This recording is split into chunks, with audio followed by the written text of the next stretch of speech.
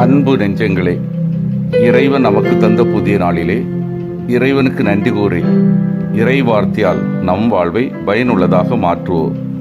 இறைவன் நம் அனைவரை நிறைவாக ஆசீர்வதித்து பாதுகாத்து வழி நடத்துவாராக. இன்றைய நற்செய்தி வாசக சிந்தனை. இயேசு லேவியை அழைக்கிறார். லூக்கா நற்செய்தி நூல் பிரிவு 5 இறை சொற்றொடர்கள் 27 முதல் 32 முடிய. இதன் விளக்கம் அறிவோம். 12 சீடருள் ஒருவர் லேவி என்னும் மத்தேயு. இவருடைய அழைப்புக்கு மாதிரியாக விளங்குவது பழைய ஏற்பாட்டில் வரும் எலியாவின் அழைப்பு. யூத சமுதாயத்தில் ஒதுக்கப்பட்ட நிலையில் இருந்த வரிதண்டு வகுப்பை சார்ந்தவர் லேவி. தங்கள் மீது ஆதிக்கம் செலுத்தி கொண்டிருந்த ரோமை அரசிற்கு வரிதண்டு பணியில் ஈடுபட்டிருந்த இவர்கள் பாவிகள் என்று கருதப்பட்டு தாழ்வாக எண்ணப்பட்டனர். அத்தகையவருள் ஒருவரான லேவி இயேசு தம் சீடராக அழைத்தது ஒரு துணிவான செயல். இயேசுவின் பணி எத்தகைய பாணியில் இருக்கும் என்பதற்கு இது ஓர் எடுத்துக்காட்டு. நோயிற்றோ பாவிகள் போன்றோருக்கு இயேசு தமது மீட்பு பணியில் முதலிடம் தருகின்றார்.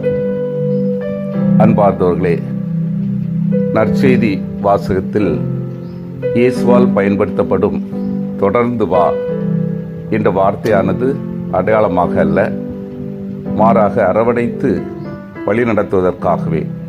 காரணம், இயேசுவின் சீடத்துவத்தில் இணைவதே பொதுவாக நாம் மற்றவர்களை தொடர்வது அவருடைய தேவைக்காக என்பார் உளவியல் சிந்தனையாளர் சிக்மண்ட் ஃப்ராய்ட். லேவிக்கு இயேசுவிடமிருந்து தேவை இருக்கிறது என்பதனை முழுமையாக உணர்ந்து இருந்தார். எனவேதான் அவரை பின்பற்றுகிறார். இதற்காக லேவியை இயேசு பின்பற்ற கட்டளையிடுகிறார் என்றால், தமது இறையாட்சி பணியிலும் தமக்கு பின் தன்னுடைய சீடர்கள் ஆற்ற வேண்டிய இறையாட்சி பணியிலும் ஒதுக்கப்பட்டவர்கள் ஏற்றுக்கொள்ளப்பட லேவியின் பின்பற்றுதல் நமக்கு சாதகமாக அமையும் என்பதன் முழுமையாக உணர்ந்திருந்தார். எனவேதான் லேவியின் பின்பற்றுதல் அங்கிருந்தவர்கள் மத்தியில் புரட்சியை கிளப்பிவிடுகின்றது.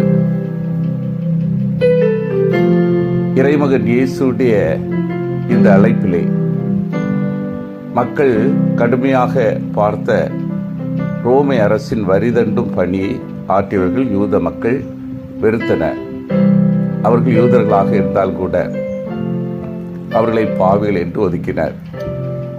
அத்தையோரின் வீடுகளில் உண்பது ஒரு சமய தீட்டாக கருதினர்.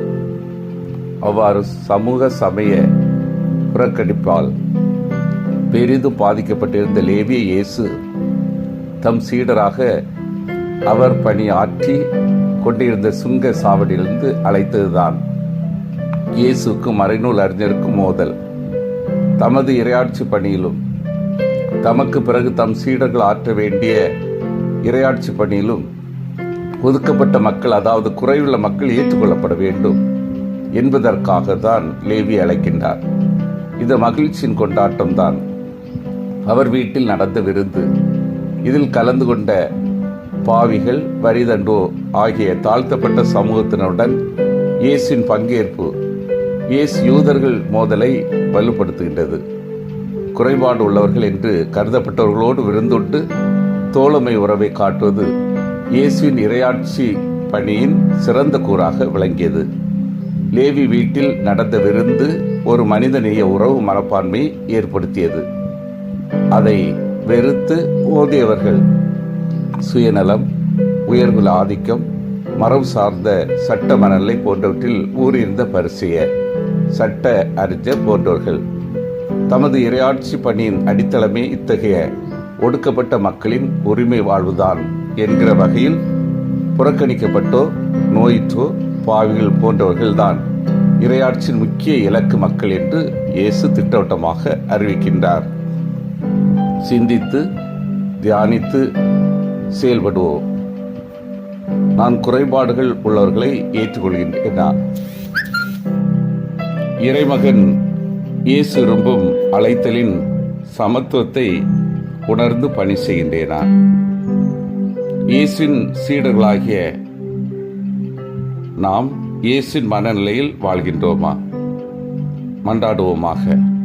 வல்லமை மிக்க இறைவா, நாங்கள் அனைவரும் குறைபாடுகள் உள்ளவர்களை ஏற்றுக்கொள்ளவும், இறைமகன் இயேசு விரும்பும் அழைத்தலின் சமத்துவத்தை உணர்ந்து பணி செய்யவும், இயேசுவின் மனநிலையில் வாழவும் வரம் தாரும். ஆமீன்.